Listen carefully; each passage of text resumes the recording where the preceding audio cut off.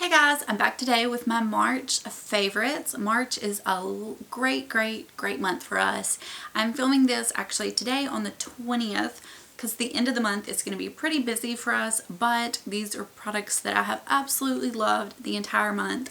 So let's just get started. First off, March is obviously my birthday, but it's also my oldest daughter's birthday. It's tomorrow on the 21st.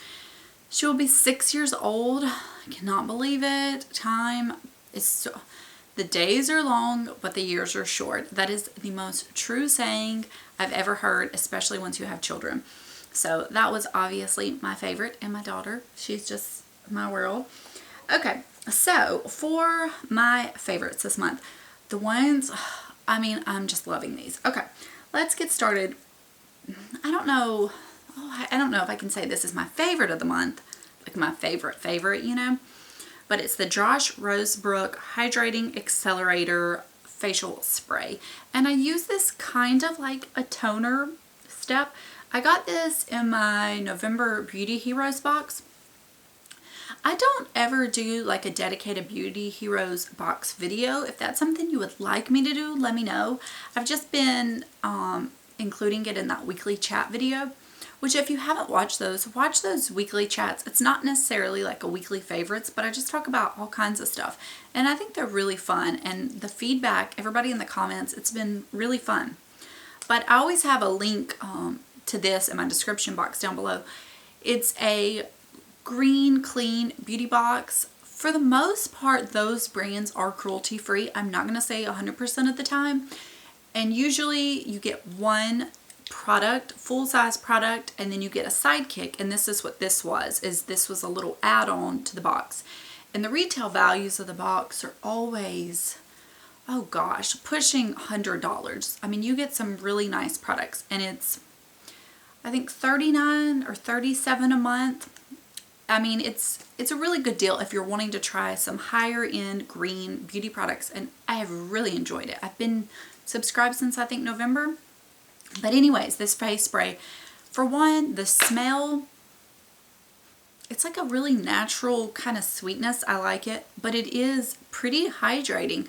I love to just mist this on my face, and everybody says this is the most fine mist sprayer in the world. So when I'm done washing my face and everything, I spritz this on. I'll do the rest of my skincare, and then I'll spritz some more on. My skin, if I forget to use this, it's like I notice it just is a little not as good. I was really liking the Mahalo Blue Hawaii, and I ran out of that, but I've been liking this one pretty much as much. I would definitely have both. I love them that much. Okay, and then another skincare item are the Dr. Jart Vital Hydra Solution Deep Hydration Sheet Mask. It says protects moisture barrier and heals dry skin. I got the 5-pack of these on Amazon for around $13. Since I've had them, I've been using about one every week. And if you don't know from my weekly wrap up, my skin was just, it was like hating me for a while. I can't quite pinpoint what it is. I think it was a primer sample I had tried, and then I had some breakouts, and I think that was unrelated because it was a coconut oil product. I don't know them, but this really just seems to kind of like heal my skin, and it just, you can really tell the boost of hydration. And I think that may be good for the rosacea too, to not be so like dried out, you know what I mean? So I don't know, I've just been really enjoying them. If you're curious, get the 5-pack on Amazon. I don't think you can go wrong. Okay, then I want to talk about my beauty sponges for a second.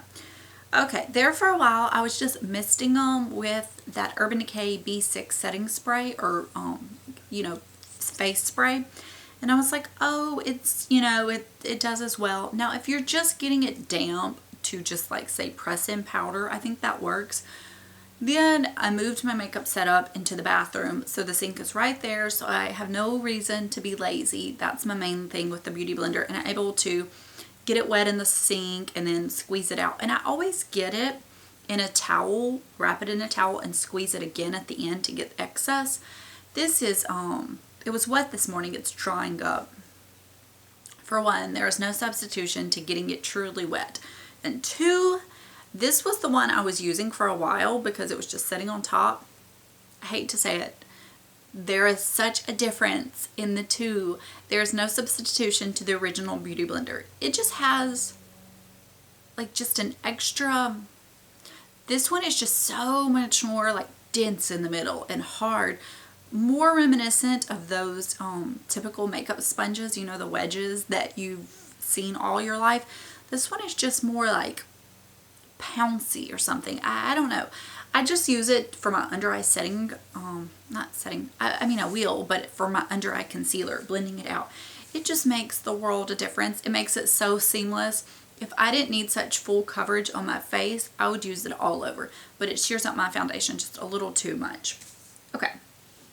Then we'll talk about a few makeup products. This is the Becca Rose Gold Shimmering Skin Perfector. One of my lovely viewers offered to send it to me, and I could not thank her enough. She said she had one, and then she got it in the Beautylish Lucky Bag. And she had suggested I try it as an eyeshadow, which I'm actually doing today. It is a total me color, but my favorite way to apply it and wear it. I do like it on the cheeks. And some people don't like this way of highlighting, and I have it on right now, but it's the tip of my nose. Like, not just the bridge, but the tip. The color, because it's so much darker, it doesn't look like you have a white, shiny nose, which that's fine if you want that. I highlight the tip of my nose if I wear that. But it's almost just like a little sun-kissed, but with just, I don't know, I absolutely love it. Now I do have it on my cheeks today. I have it on my eyes. If you are pale or light-skinned, don't be afraid of this because it's darker. It really can work so many different ways. Because it's darker, it's not such like an obvious lighter highlight. It blends into the skin a little bit more.